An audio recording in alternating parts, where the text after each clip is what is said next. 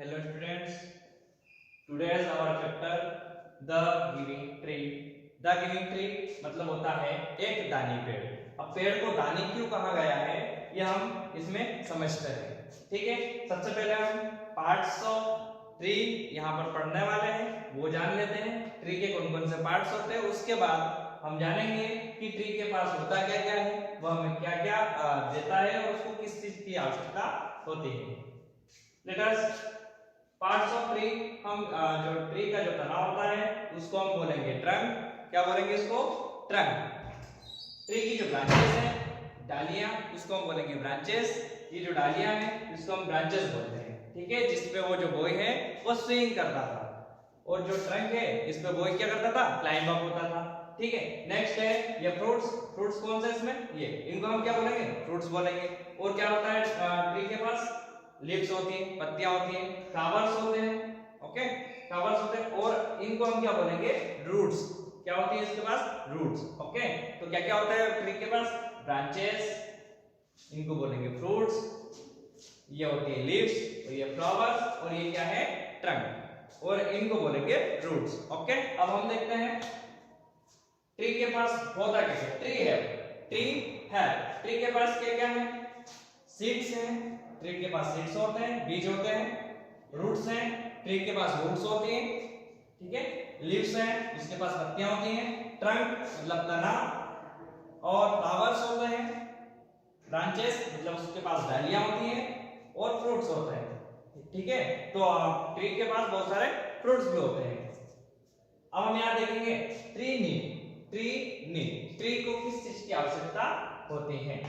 तो वाटर हमें भी आवश्यकता होती है। ठीक है, ट्री को भी आवश्यकता होती है। सॉइल मतलब इसको मिट्टी की भी आवश्यकता होती है। सन मींस सूर्य का प्रकाश, जो सनलाइट होती है उसकी इसको आवश्यकता होती है खाना बनाने के लिए।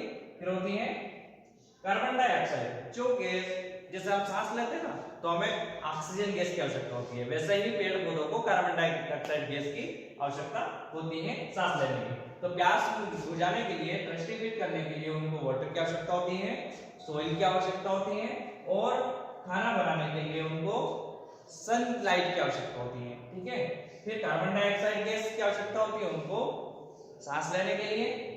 एंड मिनरल्स, जो पोषक तत्व होते हैं वो मिट्टी से या कुछ फर्टिलाइजर से वो यूज करते हैं, लेते हैं, ऑब्जर्व करते हैं, वो मिनरल्स की भी इनको आवश्यकता होती है। ठीक है, ट्रीज गिव अस, जो ट्री है वो हमें क्या क्या देता है? क्या क्या देते हैं ट्री?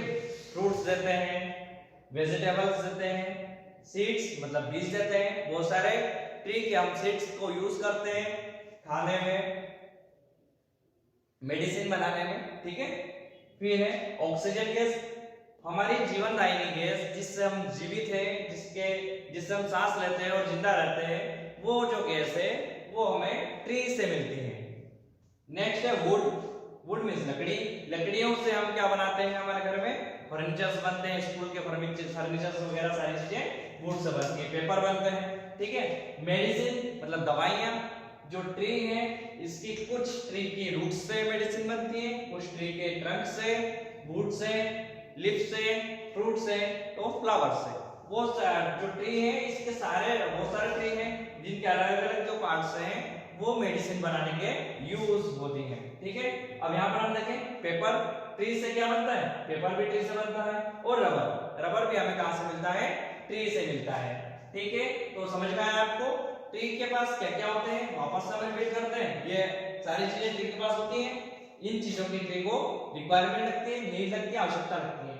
ठीक है, और ट्री हमें क्या क्या देता है? तो ये सारी चीजें ट्री हमें देता है डायरेक्टली या इनडायरेक्टली, दोनों तरीकों से।